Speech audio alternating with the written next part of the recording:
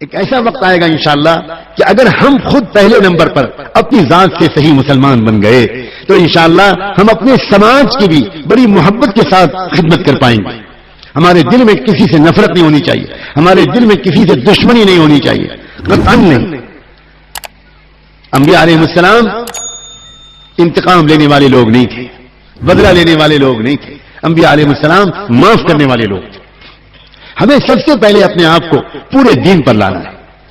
اسی کو کہتے ہیں توبہ. توبہ کہتے ہیں زندگی کو بدلنے کو, توبہ کہتے ہیں زندگی کا رخ بدلنے کو. اور اس کے لیے آپ کو ایک فیصلہ کرنا ہی پڑے گا. اللہ توفیق دے. آج آپ توبہ کریں اور پھر فوراً بلا تاخیر یہاں کے علماء سے پوچھیں کہ مجھے اپنی زندگی کو بدلنا ہے, میں کیا کروں, میں کہاں جاؤں. یہ تو کہا جاتا ہے کہ بھئی کچھ اچھے ماحول میں رہو, کسی اللہ والے کے پاس جاؤ, کچھ اللہ والوں کی نظر تم پر پڑے, اللہ کو صبح شام یاد کرنا سیکھو, اپنے دل کو بدلنا سیکھو, اپنے جذبات پر قابو پانا سیکھو, اپنی تمناؤں کو بدلنا سیکھو. یہ بلا وجہ نہیں کہا جاتا. اگر آپ کو اتنی بڑی تبدیلی باہر کے سماج میں لانی ہے تو پہلے اتنی بڑی تبدیلی اپنے اندر لانی پڑے گی. اور اپنے اندر لانے کے لیے ماحول سب سے بڑا مددگار ہے. سب سے زیادہ مددگار یہ ہے کہ آپ اچھے ماحول میں جاؤ. کسی سمجھدار آدمی سے پوچھو کہ میں اپنے آپ کو بدلنا چاہتا ہوں. یاد رکھنا کبھی کبھی زندگی میں شیطان یہ وسوسہ ڈالتا ہے تو بہت گنہگار ہے, تیری مغفرت نہیں ہو سکتی, تو بہت گنہگار ہے, کہاں آپ چلا ہے اپنے کو بدلنے کے لیے. خبردار, اس وسوسے سے اپنی حفاظت کریں. اللہ بہت مہربان ہے, اللہ تعالیٰ بہت کریم ہے. سچ کہتا ہوں اللہ انتظار میں ہے کب میرے بندے سچے دل سے توبہ کریں, کب میری بندیاں اپنے کو بدل ڈالنے کا فیصلہ کریں اور میں ان کے لیے اس راستے کی آسانی ان کی قسمت میں لکھ دوں.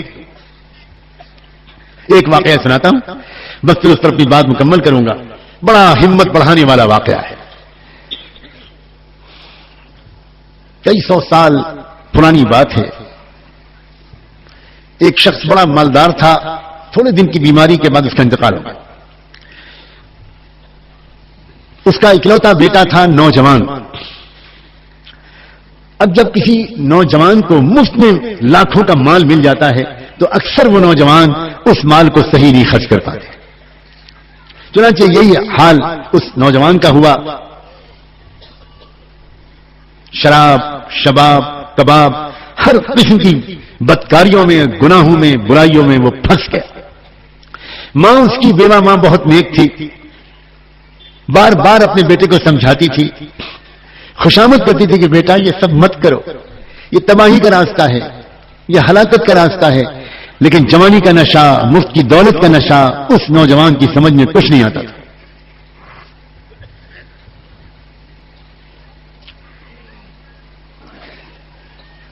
وہ زمانہ, وہ شہر وہ تھا جہاں سیدنا حسن بصری رحمۃ اللہ علیہ ہوا کرتے تھے, اور وہ ماں حضرت حسن بصری کے بیانات اور مجلسوں میں شریک ہوتی تھی, بہت فائدہ اٹھاتی تھی. وہ بار بار سمجھاتی تھی اپنے بیٹے کو, بیٹا چل میرے ساتھ چل, حضرت کی مجلس میں ایک بار تو شریک ہو جا, شاید تیرا دل وہاں بدل جائے. لیکن بیٹا کچھ نہیں سنتا تھا. یہاں تک کہ اس کو بیٹے کو ایک مہلک بیماری نے گھیر لیا, اور کچھ دن کے بعد علاج کرنے والوں نے بھی کہہ دیا کہ یہ بچہ بچے گا نہیں. مہلک بیماری ہے جس کا کوئی علاج نہیں. عام طور پر جب بے حیائی کے کام کوئی کرتا ہے تو ایسے گناہ, ایسی بیماریوں میں وہ پھنس جاتا ہے. سمجھاتی رہی ماں, لیکن بیٹا نہیں مانا, یہاں تک کہ بستر سے لگ گیا اور دن بدن اپنی موت سے قریب ہونے لگا. ایک وقت آیا کہ خود نوجوان بیٹے کو بھی اس بات کا احساس ہونے لگا کہ اب میں نہیں بچوں گا. تب اس کے دل میں تھوڑی سی ایک فکر پیدا ہوئی, اور اس نے اپنی ماں کی خوشامد کی کہ ماں میں توبہ کرنا چاہتا ہوں مگر مجھے توبہ کرنا نہیں آتا. بہت سمجھاتی رہی آپ, مگر مجھے توفیق نہیں ملی. اب تو میں سمجھ رہا ہوں کہ میں بس صبح شام کا مہمان ہوں. آپ ایک کام کریں, آپ چلی جاؤ حسن بصری کے پاس, وہ تو بڑے اللہ والے ہیں, ان سے یہ کہہ دو کہ ایک نوجوان توبہ کرنا چاہتا ہے, گنہگار ہے, بدکار ہے, لیکن اس کو توبہ کرنا نہیں آتا. وہ آ جائیں, مجھے توبہ کرا دیں, میں توبہ کر لوں گا تو میں بچ جاؤں گا. ماں خوش ہو گئی, جلدی سے تیار ہو کر گئی پردے کے ساتھ. ان کی خدمت میں حاضر ہوئی، سلام کیا، تعارف کرایا. حضرت میں وہ بیوہ عورت ہوں جو میں بار بار اپنے بیٹے کے لیے آپ سے دعا کے لیے کہتی تھی. آج اس بیٹے نے مجھے بھیجا ہے، اب بستر سے لگ چکا ہے، موت قریب ہے، مگر اس نے یہ کہہ کر بھیجا ہے اگر حضرت تشریف لے آئیں گے مجھے توبہ کرا دیں گے. میں توبہ کر لوں گا. میں توبہ کرنا چاہتا تو ہوں مگر مجھے توبہ کرنا نہیں آتا. حضرت آپ چلے چلیے، بڑا احسان ہوگا، اب توبہ کرا دیں. حضرت حسن بصری نے کہا کہ نہیں بھائی میں اس وقت تو نہیں جا سکتا، مجھے تو درس دینا ہے. سینکڑوں اور ہزاروں لوگ درس حدیث کے لیے بے چین انتظار میں بیٹھے ہیں، میں اس وقت تو نہیں جا سکتا. معذرت کر لی انہوں نے. ماں بیچاری اداس واپس آ گئی. بیٹا دروازے کو تک رہا تھا. ماں کیا ہوا؟ ماں نے کہا بیٹا تو بڑا بدنصیب ہے، میں زندگی میں تجھے ان کے پاس لے جانے کی بات کرتی رہی، تو نہیں گیا، آج ان سے کہا تو وہ نہیں آئے، تیرا نصیب ہی خراب. بس بیٹا رونے لگا. روتے روتے اس نے کہا ماں گواہ رہنا، میں اپنے اللہ سے توبہ کرتا ہوں. اور کہنے لگا اللہ آپ مغفرت کے لیے حسن بصری کے محتاج نہیں ہیں، اللہ آپ ان کی آمد کے محتاج نہیں ہیں. اللہ دنیا کا سب سے بڑا مجرم بندہ اس وقت آپ سے معافی مانگ رہا ہے، اللہ مجھے معاف کر دیجئے. میں جان رہا ہوں اب میں آپ کے پاس آنے والا ہوں، اللہ مجھے سزا مت دیجیے گا، اللہ مجھے معاف کر دیجیے گا. یہ کہا اور یہ کہتے کہتے ماں سے کہنے لگا ماں میں چلا اور چلتے چلتے دو باتیں کہتا ہوں، مان لینا مجھے مرنے کے بعد مسلمانوں کے قبرستان میں مت دفن کرنا، مجھے اسی گھر کے کسی آنگن کے کونے میں دفن کر دینا. اگر مسلمانوں کے قبرستان میں دفن کرو گی تو مجھے اتنی سخت سزا ملے گی کہ میرے بغل میں جو مردہ ہوگا اس کو بھی تکلیف پہنچے گی، اس لیے مجھے مسلمانوں کے قبرستان میں مت دفن کرنا ماں. اور دوسری بات یہ ہے میرے مرنے کے بعد اپنے دوپٹے چادر سے میرے گلے میں پھندا ڈالنا اور میری لاش کو ہوئے کتے کی طرح اس شہر کی سڑکوں اور گلیوں میں گھسیٹنا تاکہ میرے دوست نوجوان ساتھی یہ دیکھیں کہ اس طرح کی زندگی گزارنے والے کا یہ حشر ہوتا ہے. شاید وہ پہلے ہی توبہ کر لیں. ماں میری دونوں باتوں کو مان لینا. کلمہ پڑھا، استغفار کا کلمہ پڑھا اور جان نکل گئی. تھوڑی دیر تک ماں روتی رہی، بیٹھی ہوئی. پھر کیا کرتی، کب تک بیٹھی رہتی؟ بچے کے جسم پر چادر ڈالی، محلے والوں سے جا کر کہا میرا بیٹا انتقال کر گیا، گھر میں اور کوئی مرد نہیں ہے، تم جانتے ہو، تم مدد کر دو میری. اس کو نہلانا، غسل دینا، کفن پہنانا، دفن کرنا، یہ سب تم کرو، اللہ تم کو جزائے خیر دے. میں پردے میں جاتی ہوں، تم اس کے بدن کو، جسم کو، لاش کو اٹھا لاؤ اور پھر اس کی تیاری کرو، تجہیز و تدفین کی. لوگوں نے کہا بہت اچھا، آپ الگ ہو جائیے، میں ابھی ہم لوگ آتے ہیں اور لے جاتے ہیں اور خدمت کریں گے، آپ بالکل فکر نہ کرو. ماں نے کہا جب جنازہ تیار ہو جائے تو مجھے اطلاع کر دینا. ان لوگوں نے پوچھا کہ جنازہ کون پڑھائے گا؟ کہنے لگی آپ لوگ آپس میں مشورہ کر لینا، جس کے بارے میں مشورہ ہو جائے وہ نماز جنازہ پڑھا دے.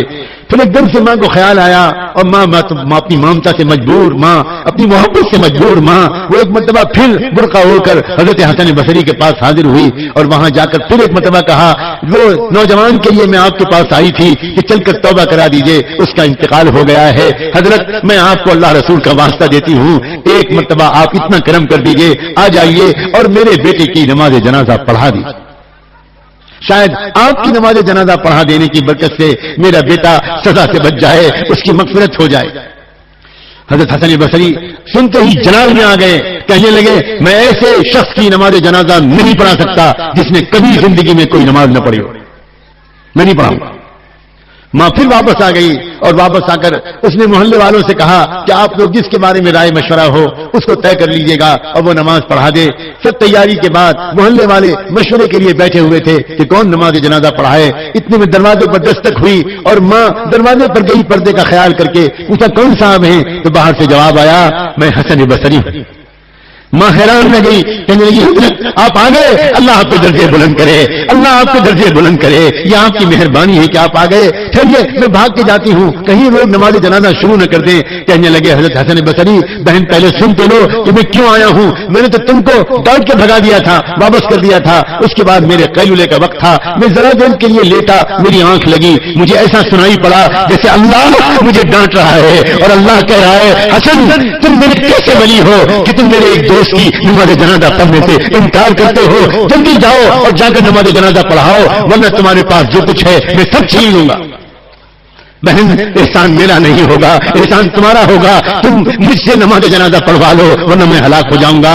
اے دہال کے اور اس علاقے کے آنے والے ہزاروں سینکڑوں نوجوانوں، اللہ بھائیوں اور بہنوں، ایک زندگی بھر کا گنہگار چلتے وقت اگر توبہ کرتا ہے تو اللہ اس کو اپنا دوست بنا لیتے ہیں۔ اگر آج کی رات اتنے بڑے مجمع میں جس میں نہ جانے کتنے صالحین اور صلحاء ہوں گے، اگر آج کی رات ہم سب کے دل سے توبہ کریں گے، کیا اللہ ہمیں معاف نہیں کر دے گا؟ کیا ایک نئی زندگی ہماری شروع نہیں ہو سکتی؟ آج بڑی امیدوں کے ساتھ ہم اور آپ ہاتھ اٹھائیں اور اللہ تعالیٰ سے گر گرا کر مانگیں۔ یاد رکھنا، جس طرح ایک بچہ جب اپنی ماں سے کسی چیز کے مانگنے کی ضد کرتا ہے تو وہ نہیں دیکھتا کہ پھوپھی کیا کہیں گی، خالہ کیا کہیں گی، باجی کیا کہیں گی، وہ روتا ہے، مچلتا ہے، ضد کرتا ہے، یہاں تک کہ اپنی بات منوا لیتا ہے۔ اللہ کرے ہم اللہ سے جب مانگیں تو ہمیں اس بات کا بالکل خیال نہ رہے کہ پاس والے لوگ کیا کہیں گے۔ اللہ ہمیں تڑپ تڑپ کر مانگنے کی توفیق عطا فرمائے، اخلاص کے ساتھ مانگنے کی توفیق عطا فرمائے، اور ہم کو ایک بار پھر ایسی امت بنا دے جو امت دنیا کے اندر ایک بار پھر وہ تبدیلی لے آئے۔ آج اللہ سے مانگنا ہے، معافی مانگنا ہے، ہدایت مانگنا ہے، آگے کے لیے توفیق مانگنا ہے، دین اور دنیا کی بھلائیاں مانگنا ہے۔ اللہ سچے دل سے توبہ کرنے کی اور گر گرا کر تڑپ تڑپ کر معافی مانگنے کی اللہ مجھے اور آپ کو توفیق عطا فرمائے۔